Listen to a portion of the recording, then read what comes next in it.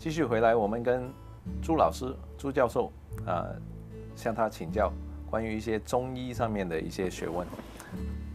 朱教授，谢谢您。谢谢主持人的邀请，谢谢观众的那个收听。那刚刚呢，我们谈了很多关于这个中医上面的一些比如说对付这种女孩子经痛啊，这些经常都会碰到的一些问题。那我就想继续的，就是跟你请教了，因为最近呢，就是天气比较寒冷，然后呢，人呢也容易病，那有一些咳嗽，有没有什么好的方子啊？有没有什么好的办法可以教我们大家，也可以预防一下？好的，这个咳嗽呢，现在在这个季节是很多的。看这种咳嗽呢，首先中医也是一定要辨清楚它是寒咳还是热咳，所以最主要的还是要问这个痰有没有啊？是干咳还是有痰？那痰什么颜色也要问清楚，所以辨清楚它的寒热，然后来对治。治疗咳嗽的这个药方也是效果蛮好的。这个说到这个咳嗽用方子，我有一个病例，其实也不止一个了，有的典型的这个病人。有一次有一个老太太，她咳了差不多2-3个月了，也有痰。我跟她开了方子以后呢，她回去喝了，喝完了她就又来了。她说这个咳嗽好了很多，痰也少了很多，然后跟我说，可是这个有口渴。我说口渴，因为我想年龄大阴虚啊，口渴哈。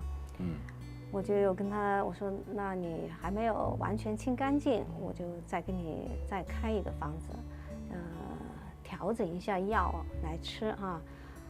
我跟他写的时候呢，他就站到我跟前，他一看，他说：“哎，你这怎么里面有石膏啊？”他说我这个石膏我知道，石膏是凉的，我这个应该是寒咳吧？你怎么能用石膏呢？你上次跟我开的那个石膏，我就把它挑出来了。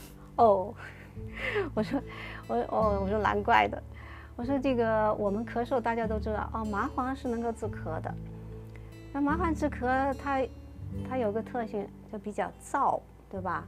所以这个中药讲的是一个配伍，这个石膏呢进去呢，它就能够起到一个滋润的作用，能够抑制这个麻黄的这个副作用。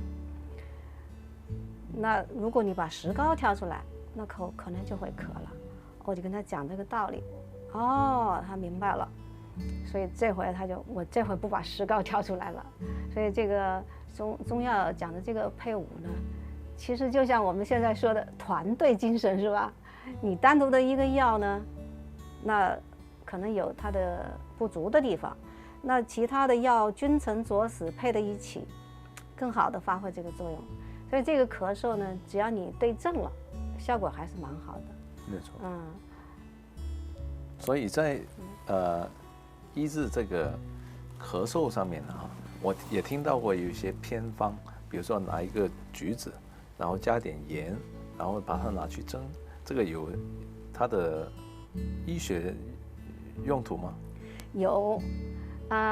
您说的这个就是民间其实有很多这方面的，就是偏方，对，就是食疗一样的。你比方说有些人就可以拿个鸭梨来炖一炖你说的那橘子呢，烤一烤，它也能够就是说止咳，然后化痰。那主要也是要看它本身是热的还是寒的，对，这个是很重要。那如果是比如说梨子的话，是寒的话，你也不可以吃应该是。如果要是说那个炖那个梨水呢，你也可以把里边就是加一点姜，那这样就中和一下。这个中药其实也就是讲的一个配伍，对吧？我一般呢，我是会加一点点川贝。加川贝，川贝是一个非常好的润肺止咳的药物。这个中医的理论呢，肺呢它是喜润的，是恶燥的，所以呢就是滋润，也能够那个对咳嗽有帮助。所以这个你说的川贝啊，它也是起了一个润肺止咳的作用。在美国一般有很多人啊都会有糖尿病，你有这样的医治的一种经历吗？对，糖尿病的病人我那里也是有蛮多的。有些人可能就是糖尿病有好多年了，一直吃着西药，慢慢时间长了，可能血糖控制的不太好。有些人呢，可能就是刚刚血糖高一点，吃中药呢，这个治疗糖尿病呢，其实有很好的方子。在几千年前，我们这个对这个病就有一个很好的名词，叫消渴症。对。那现在好的方子呢，就是有这个消渴丸。所以糖尿病的病人开始初期，大部分都会有阴虚。阴虚呢，它有一个症状就是口渴。所以它叫消渴症。那这个时候就是补阴特别重要就是当然人家说你有事没事都可以补阴，那我们最有名的这个补阴的方子呢，就是六味地黄丸，对吧？六味地黄丸呢，如果要是说如果要阴虚比较厉害，也有可以加麦味地黄丸，就比那个六味地黄丸的这个作用还要强一点。如果说这个人的这种阴虚的程度比较深了，有一种虚火上炎了，那阴虚则火旺嘛，那它有一种虚火，那这个时候呢，就六味地黄丸可能就效果就不够了，力量就不够了，那就得用这个资柏地黄丸。